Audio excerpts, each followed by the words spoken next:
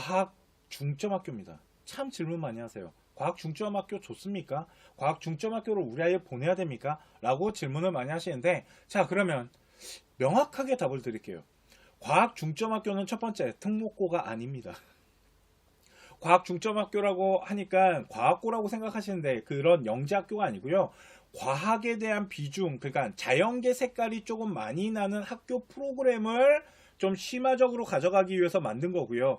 과학 중점학교는 특목고는 아니고 그냥 일반 공고입니다. 자, 그러면 과학 중점학교를 가면 좋은 점은 과학을 심화적으로 배울 수 있다는 거예요. 그래서 물화생지 2과목까지 깊이 있게끔 연구할 수 있고, 일반 고등학교인데도 불구하고 과학 중점학교 같은 경우는 고급이나 심화자가 들어가는 뭐 고급 물리, 고급 화학 이런 진로 선택 과목들도 생각보다 많이 학업 라인에 깝니다. 이렇게 함으로써 과학에 대한 심화적인 학업을 이렇게 구성하고 전공성에 대한 전공 학업에 대한 깊이 같은 것들을 좀 더 잘 가져갈 수 있는 게 바로 과학 중점학교고요.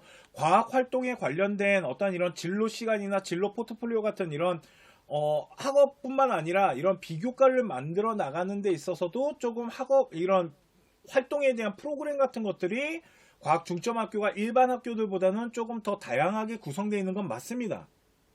그러면 자, 과학 중점학교에 가면 무조건 물화생지 2를 다 해야 되나요? 네, 그렇게 해야 되는 학교도 있습니다. 하지만 대부분 보편적으로 물화생지 2 4과목을 다 안 해도 되는 학교들이 있어요. 이게 뭐냐면 과학 중점학교 안에 과학 중점반이라는 걸 만들어 가지고 물화생지 2를 다 이수를 해야 되는 클래스를 따로 운영하는 이런 시스템도 있는 학교들이 있는데, 자, 우리 아이가 만약에 자연계를 가는데 물화생지를 다 2까지 잘 했다라면 당연히 대학교는 높게 평가할 겁니다. 왜?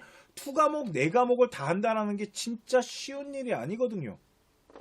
그런데 이거를 다르게 해석을 해보면 단점이 될 수 있다는 겁니다. 과학 성적이 낮으면 문제가 생겨요. 자, 무슨 말이냐면 만약에 우리 아이가 과학 중점반에 들어가서 물화생지 2를 다 했습니다. 그런데 성적이 다 좋아요. 원점수나 일단 성취평가는 당연히 A가 나와야 되는 거고요. 왜 그러냐면 저 2과목들은 일반 등급이 나오는 게 아니고 진로 선택 과목으로서 이게 절대평가거든요. 그런데 중요한 건 뭐냐면 당연히 성취는 A가 나와야 되는 겁니다. 더 중요한 게 있습니다. 그게 바로 원점수입니다. 그러니까 물화생지를 했을 때 2까지 했을 때 원점수와 성취가 잘 나오면 당연히 좋겠죠. 그런데 우리 아이가 만약 물2를 했는데 물2 원점수가 60점이 나오면서 만일 성취 비율이 C가 떴어요. 이러면 더 문제가 생깁니다. 이럴 거면 과학 중점반에 안 들어가야 되거든요. 그래서 물어보세요. 과학 중점반 해야 됩니까? 만일 우리 학생이 들어가서 잘 할 수 있다라면 당연히 들어가는 게 좋아요. 그런데 만약 우리 아이가 과학이 약해요. 그러면 들어가지 말라 그럽니다. 과학 중점반에서 2과목까지 다 하면 좋겠지만 괜히 들어가서 성적을 낮게 받잖아요. 그러면 더 마이너스가 생겨요. 그렇기 때문에 그냥 물화만 해서 아니면 뭐 생지, 화생 이렇게 2과목만 하셔도 돼요.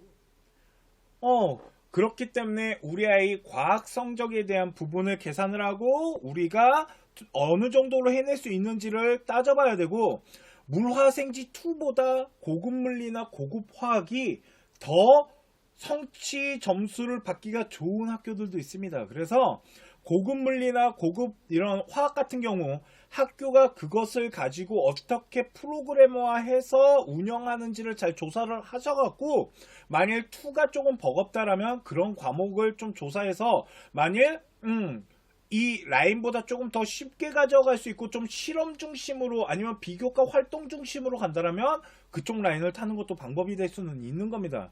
그래서 이런 것들을 다 계산을 잘 하셨으면 좋겠고요. 그리고 과학 중점학교 같은 경우는 문과, 인문계 학생들은 솔직히 이렇게 비교과 활동이나 진로 선택 과목이나 뭔가 이런 활동, 학생부 종합전형을 활동하는데 어려움이 있습니다. 학교 프로그램이 문과 중심으로 잘 안 짜져요. 그렇기 때문에 인문계를 생각하는 학생이라면 과학 중점 학교보다는 그냥 일반적인 학교가 훨씬 좋을 수 있고요. 과학 중점 학교를 들어가게 되면 문과 학생들은 학교 활동을 하는 데 있어서 약간의 한계점이 좀 나타나기는 한다라고 보시면 됩니다. 자, 결국은 단점을 얘기해서 과학 성적이 낮거나 아니면은 문과 학생들은 학생부 종합전형을 지원할 때는 솔직히 마이너스가 날 수도 있어요. 대신 잘한다라면 플러스가 됩니다. 일반고 아이들보다 이런 자연계로 대학교 갈 때 학생부 종합전형에서 조금 플러스적인 요인이 되기 때문에 과학 중점 학교가 나쁘다라고 볼 수는 없지만 들어가서 잘 활동하고 성적을 만들어내는 게 되게 중요한 겁니다. 네, 들어가서 성적이 잘 안 나오거나 이러면 더 안 좋을 수 있기 때문에 잘 생각해서 선택을 하셔야 되는 거고, 과학 중점학교 들어갔을 때 과학 중점반을 별도로 운영하는 학교들도 있으니까 그런 것들도 잘 따져보시면서 중점반에 들어갈 건지 이런 것들을 결정하셔야 된다라고 보시면 될 것 같습니다. 오늘 방송은 여기까지 하도록 하고요. 잠시만 기다려 주시면 1대1 상담 진행하도록 하겠습니다. 잠시만요.